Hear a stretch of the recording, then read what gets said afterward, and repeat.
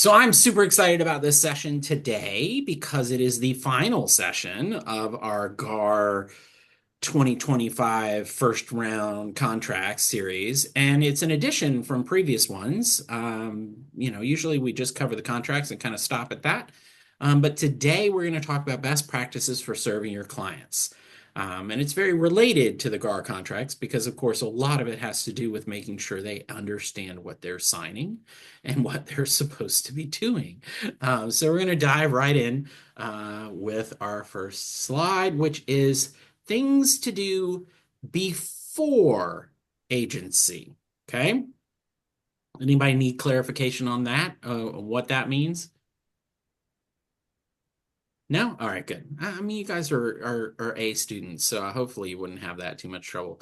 I know we were just talking about Seth's, extreme skill here, so we'll keep going. All right, so the first thing is you need to make sure they understand their agency options. Uh, Initial tip, which document do you think I think you should share with them? ABCs. The ABCs of agency. Woohoo! Again, I think you should carry these around, email them, have them in your signature. Spread the word, help people understand what agency means, and really understand what those things are. So I love the ABCs of agency. It's short, sweet, to the point, and it explains what their options are, which I think is very important. Second big thing to do, make sure they understand the commitment of their agency agreement. I think so often we are excited when somebody wants to work with us, right? Whether it's a buyer or a seller, it's this level of enthusiasm that's just like, oh, great. And you're willing to sign this? Awesome, do it. Okay, before they sign, let's make sure they actually understand what their commitment is. So, what are the compensation obligations?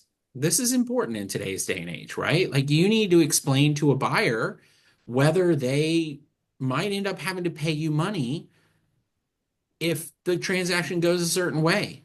Same thing with a seller, right? Like, what are their compensation obligations? You want to make sure they understand that before they sign the documents. Exclusivity. If you're using an exclusive contract agency agreement, which 99% of the time you should be, um, explain what that means. Help the seller understand. I can't tell you in my years, the number of sellers that I've had come back and say, "Oh, I found a buyer. I don't need you." Wait, what? No, that's not how this works. That's not a thing. Or a buyer comes and says, "Oh yeah, I found a house for sale, but I'm going to just buy it on my own." No, that's not how this works. Like this is you're committing, and so you want to make sure what that means for them, what the duties to the broker are, right? Remember that section from the agency agreements that there are duties to the broker for the client. So it's important to understand. And third, make sure they understand the process. We spend a lot of time with sellers, educating sellers through listing appointment. Often, good listing appointments are educational in addition to marketing from the standpoint of you're trying to convince them to work with you, but you're also trying to educate them on the process. Do the same with buyers. Make sure that you're sitting down with them taking time to walk through the process. This is what we do. This is what's going to happen. These are some things that might go. These are some things that might have. Set good expectations up front because that just makes everything better. And then provide sample contracts for them to review. When they're signing their agency agreement, which you should also let them review before they sign it, it's a great time to give them a sample contract. I think it's a good idea to have a sample contract kind of filled out so that they can see what potential things might be in it and let them read through it and ask questions about it, right? Make sure that they understand, well, there's two or three different um, financing contingencies. There's different special steps that I like to use, or there's, whatever the situations might be, make sure that they see that ahead of time, whether they're a buyer or a seller. It's a good idea for them to see the contract ahead of time. Unless they just bought a house or sold a house 2 weeks ago, they're not going to be familiar with the exact contract, right? We do this every day. So we, especially those of us that have been through this class, know the contracts really well, but they don't. So make sure they have a sample for it to review. And then finally, last but not least, eliminate the surprises. Okay. All of this previous stuff is to help eliminate any surprises. I hate it when I hear that a buyer gets freaked out because they didn't realize they had to come up with earnest money. Seems like a simple thing, right? We take it for granted. You're going to do a contract, of course you have to put earnest money down. Well, a buyer may not know that, right? Like you need to make sure that you're educating them and helping them understand that process so that there's no surprises there. Any questions on before agency? And start thinking, because at the end of this, we're going to have a your thoughts and additions, because I think that's the power of us working together as a group, is that you guys have best practices that you use that you can share as well. So I'm giving you warning. See, setting the right expectation up front. All right, let's talk about things to do during agency.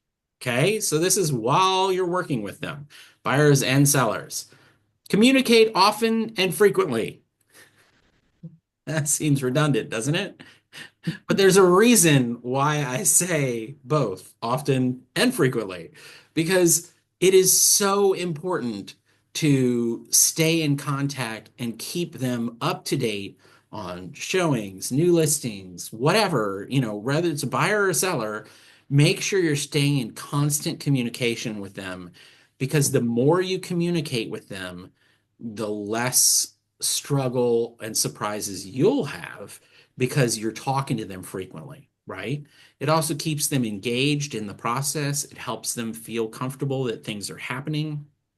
I will tell you, the number one complaint brokers get is my agent never communicated with me. Can I And ask a question? that can be, yeah, one second. That can mean that you were giving them updates once a week and that wasn't enough. That means you never communicated with them. So that's why I say often and frequently. Go ahead, Adam. Hey, Rita, I've got a question for you. So I know you've got a seller. Things have been super quiet on his listing. You really didn't have much to share with them, at least you thought. But what did you do yesterday or the day before?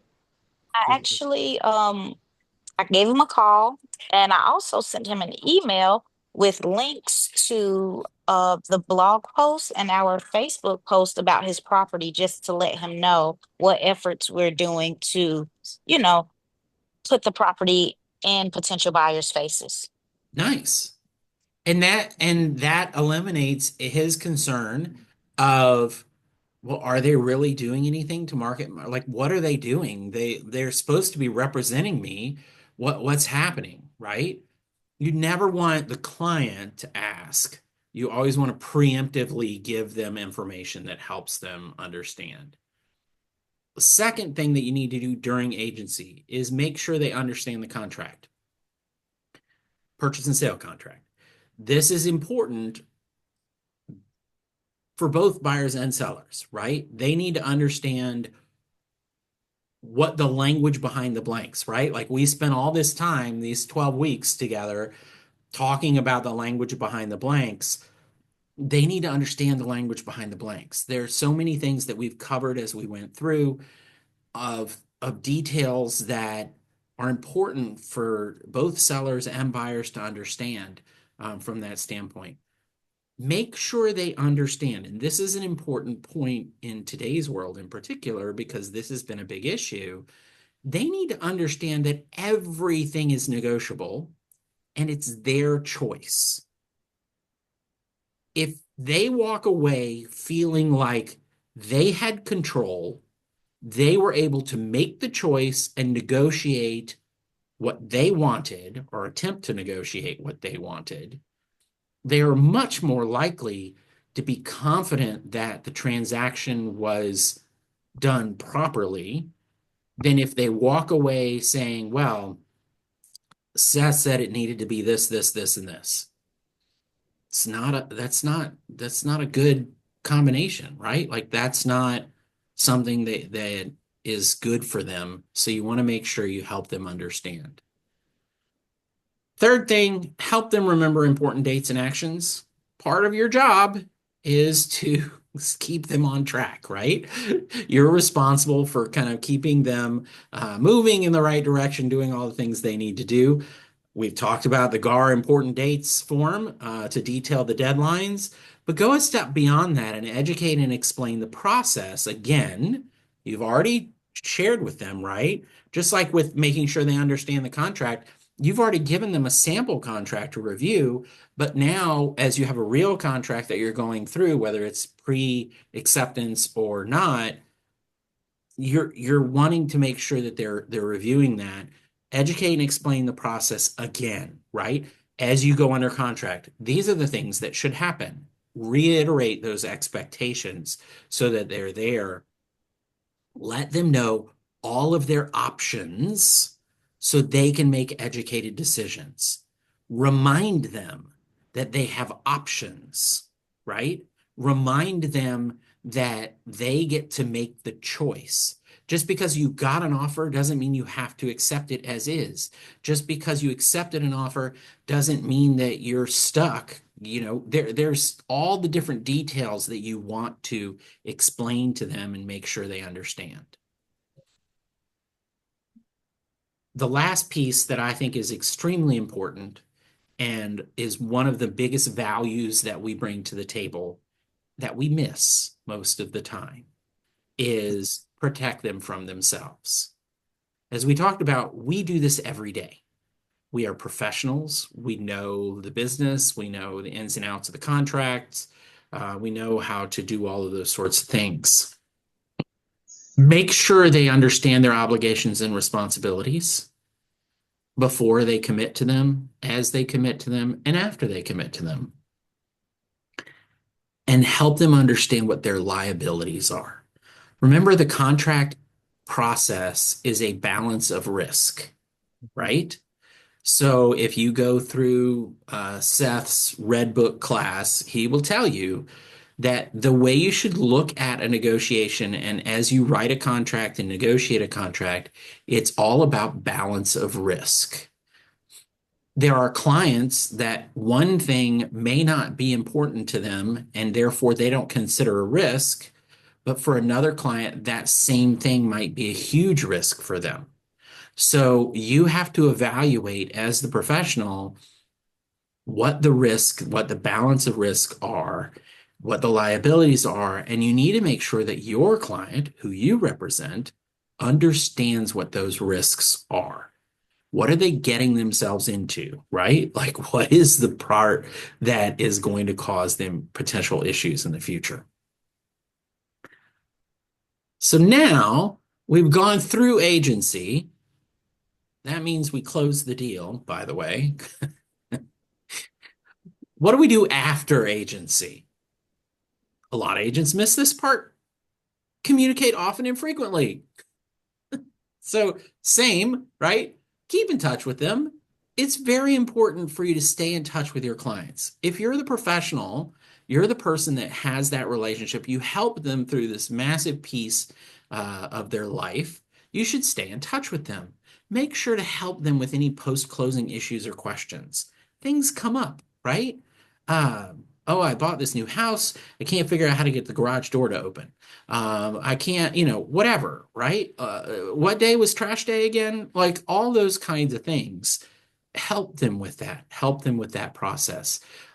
Make sure that they got their money. Make sure that they got their copies of their deeds and all those sorts of things so that they know what they're doing from that perspective. Continued conversations are more valuable than closing gift. Now, this is partly my soapbox. I think closing gifts are ridiculous 99% of the time. Okay. Most closing gifts have no stickiness. They are things that get used up. You give somebody a bottle of champagne, they drink it, and 6 months from now, they don't remember that you gave them a bottle of champagne. So what's the point, right?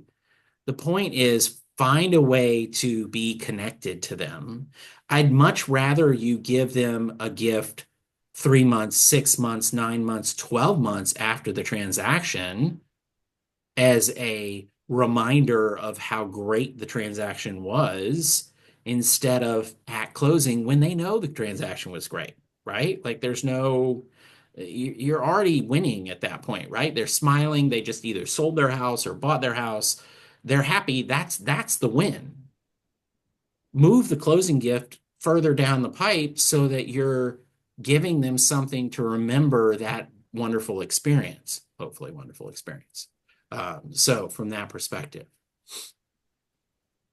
ask for business. I know you guys knew this one was coming, right? If we're staying in touch with them, part of the reason we're staying in touch with them is to ask for business. See if they need help with other real estate things, right? Do they want to buy a second house? Do they have, something else they need to get rid of? Or have friends, family, coworkers that could use your expertise? That's the whole key, right? Stay in touch, keep them informed, help connect with them, and make sure you're actually asking for business. Don't just chit chat and then move on your way. All right, here's the piece I set the expectation for. What other ideas do you guys have for best practices of serving your client? What do you have that we didn't cover, whether it's pre-agency, during agency, or post-agency? Right. One thing I do when I'm doing my consultations is I literally run through what the purchase and sale agreement, and by then I know what if they're getting, what their financing is. And so we run through, the conventional loan contingency exhibit. We talk about, and I use it as a way to explain the terms as well. So we talk about earnest money and the closing date and all of those pieces during the consultation. And it's just, this is what the agreement looks like. I want you to know what it looks like when you go to make an offer. You will have seen this document before and you'll understand it. And I mean, that's just what I do as part of my consultation. I have people under contract now, and they were like, I sent their offer to them to let's run through everything, that all the terms that you want to send over to the seller. And they were like, it was so easy because we had seen all this before. So it just simplifies the entire process to do it all up front. I agree. I agree. I think if you can take the time to really sit down and go through it with them, and you're right, right? Use it as a roadmap, right? Like here's your explanation of how this process is going to go, right? Mhm. Because as we explained, oh, what is due diligence? Well, this is what due diligence is. This is what we're going to do during due diligence. This is how Mhm. it ends. This is what we have to negotiate. All Mhm. those sorts of things come up in that conversation, I would imagine. Mhm. That's good. Excellent advice. What else?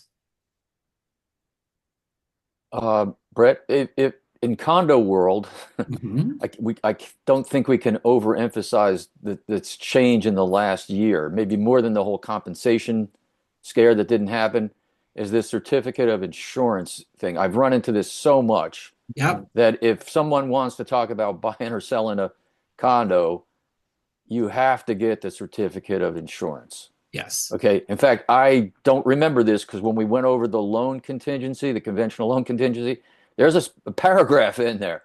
Special approval if the condominium is subject to a master insurance policy. Yep. At any time, you can run into trouble. So you have to have it. Yes. No, for sure. If you're dealing with condos, you It's absolutely want to gonna be come paying up. attention to the insurance Mhm. thing now because it is a big deal. It's keeping deals from closing. It's keeping people from selling. It's keeping people from buying. It's something you need to be paying attention to. Well, plus, without overemphasizing this, the seller may not know Right. if the HOA changed the policy to Mhm. save money, they may Mhm. not know that they're on the hook for 25 or $50,000 if the sprinkler breaks. Mhm. Now, they theoretically, they would have gotten minutes that explained that. But not everybody reads everything they get, right? So So I found out. make sure that people are double checking that. So here's a thing. Speaking of staying in contact with previous clients, anyone that you've sold a condo to in the last whatever, however long you've been doing this, maybe reach out to them and say, hey, you might want to double check the master insurance policy and make sure that they haven't added any kind of massive deductible that you might be responsible for. It's a good reason to reach out. Well, yes. In fact, when we had the word on Wednesday thing, Yeah. Matt and Cassie were there, and I did ask a specific question because, just to your point, stayed in touch with a client. They were asking about mortgage rates, should they refinance or everything. And I asked if they had a copy of the master policy, and sure enough, the bad language was in there, and I just gave them the caution, that like, and that's why I asked our lenders, if they refinance, It's going to be under it's gonna that. come up. That's right. There's no getting around it. So anyway, without It doesn't get grandfathered just because you owned there no, ahead of time, right? but You are but now subject to that. they were unaware that that change had taken place. Yep. Yep, for sure. Who else has got any interesting tidbits on best serving their clients?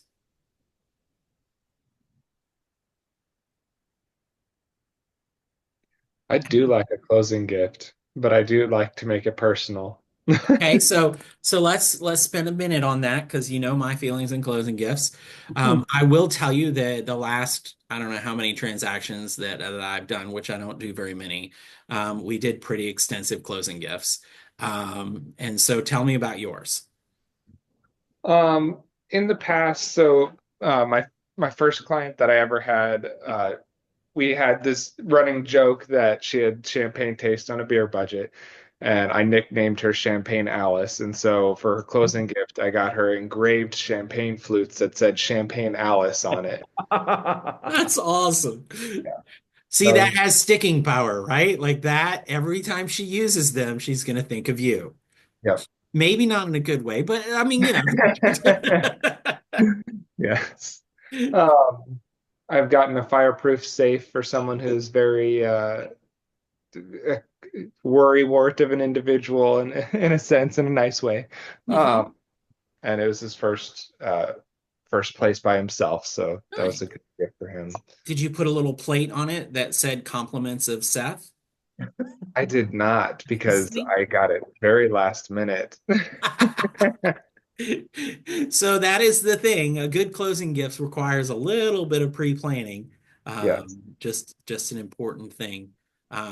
One of my favorites that I had an agent do once was in the process, one of the things the client wanted was a front porch because they wanted to be able to sit on the front porch, and drink mint juleps. That was their thing. And so, of course, at closing, the agent gave them a basket with all the fixings and personalized mint julep materials and glasses and such. And so I'm sure that one had good sticking power too. Hey team, if you're not aware, with us being realtors, you can sign up for a trade member discount at Crate and Barrel. And I just think there's so much power to walking into the closing attorney with that signature white box that says Crate and Barrel.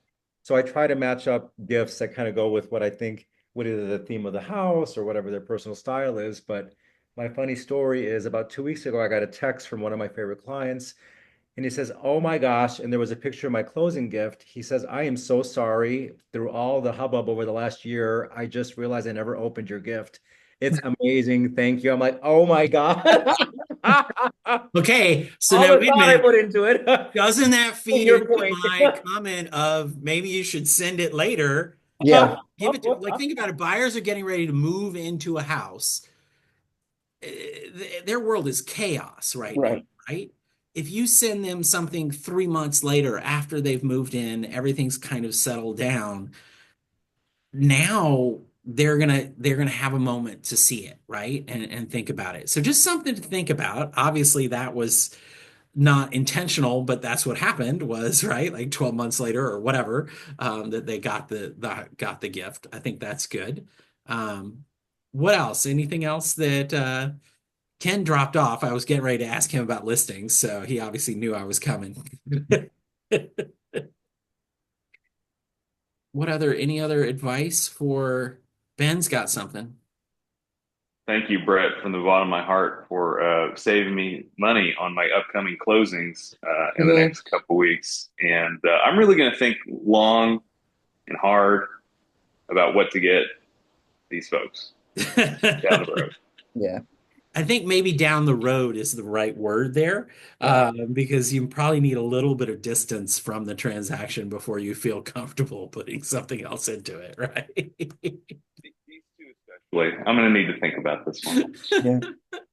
Hey, Uh, Brett, I've worked with buyers and the listing agent left a bottle of champagne for the buyer at mhm. the house. So I have That's, seen that happen. yep. I feel like that's a little bit aggressive, but I've seen it You happen. think? I also have been in The card. I went to a closing. I'm trying to remember what it was for, but anyway, I was for a closing at an attorney that I don't usually use, but they like to think of themselves as the attorney of the rich and famous, so to speak. And they literally had a side table that was just full of like rosé champagne, like just I mean, and they gave everybody bottles, right? Like I mean, I think my wife and I both got a bottle. Like and I was like, oh my God, like this is tacky. But anyway, uh, I was at a closing the other day with my clients that we bought and then sold a house. At their sale, the listing agent on the other side brought a Tiffany's box to Ooh. their buyers. Which, speaking of the classic white box, yes, Adam, I know that is, nice, but the blue is a little bit higher statement there. But yeah, just Empty. again though, like no offense, but when I worked at another brokerage to be unnamed, I was a top manager in the company, and I would get little blue boxes as an annual gift. And so I have a handful of kind of bizarre blue box gifts that sit in a closet because I'm not going to use them. Like what, I don't, I mean, I don't use cufflinks. I know Adam, you might, but I don't ever use cufflinks. So that's not a helpful gift. Um, I got a silver compass engraved. What, what is that? Like, what am I going to do with that? Like, do I leave it Rita on my thought that you desk were always to lost. remind myself which direction I need to go, right? Like, I mean, that's a weird gift, but you know, the sad thing is I know they weren't personalized because I would have thought something like that, Adam. I know they weren't personalized. They have a routine, right? The first time you get that award, you get whatever if you're a man and whatever if you're a woman, and like they just have their rotation of things that they go through. And Compass was pretty far deep into it. Obviously, they were really starting to scrape the barrel. I guess it's good that I left. God knows what the next gift would have been. Any other comments, any other ideas? Anybody want to share anything? Experiences with contracts, experience with clients, experiences with taking care of people. Brett, if the broker was Compass, then it would make sense. It was not. At the time, I don't even think Compass existed. So Mhm. that's give you some perspective. But that would have been funny. Yes. I can't imagine they're that clever. I'm just putting it out there. Maybe they are, but I don't know. Anything else? Anybody want to share? I think just in closing, just the importance of having a really rock solid presentation, either listing or buyer presentation, really insisting that they take the time to go through it with you. And I know sometimes it's tough when you've got that seller or that buyer. It's like, oh, I've done this, 100 times. I don't need to. Well, if you can't get them to sit down, you have to be respectful of that. But it's also, I always kind of jokingly like, well, I don't ever want to hear you say I didn't tell you because I really asked for the opportunity to explain the whole process. So, but along that process, I'll still plant the seeds. Like, hey, just a reminder, I know you've been through this before, but again, this needs to happen. I think if you have a policy that you give that presentation to everyone, no matter who they are, if it's your mom, your sister, your best friend, a random stranger, doesn't matter. I give this presentation to everyone. Now, some people I can go real fast through it because you've been through this, you know the things, right? But there might be, what if there's that one thing that's new that if I don't go through the presentation, you won't know? Does it make sense for us to spend 15, 20 minutes going through the presentation just to make sure that you aren't surprised by anything? The answer to that's probably yes, right? Yes.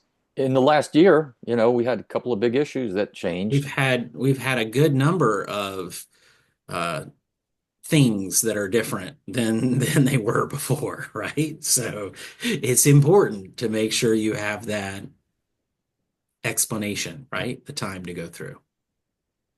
Well, I thank you all very, very much for your participation. I appreciate the interaction and the sharing of your experiences because that's kind of what's wonderful about this business is that you're not in business by yourself, right? Like, especially for us, you're running your own business, but you're not alone.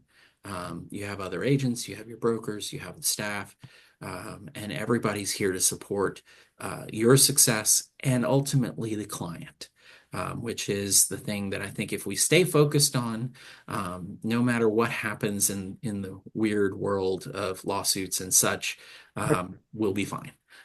Because if you're putting the client first, they should be happy and everything should be good. So from that perspective, thank you, thank you, thank you. And we will see you around at other things. And I imagine we will do this again when the next changes come. Well, yeah, thanks for your time going over this because repetition, with this stack of documents that we use, it never hurts to stay in practice. I agree. I think it's so important to, as I say, you should read the contracts one, through all the way, at least once a year, to make sure that you actually know what you're having people sign. So I think that's awesome. So thank you, and we will talk soon.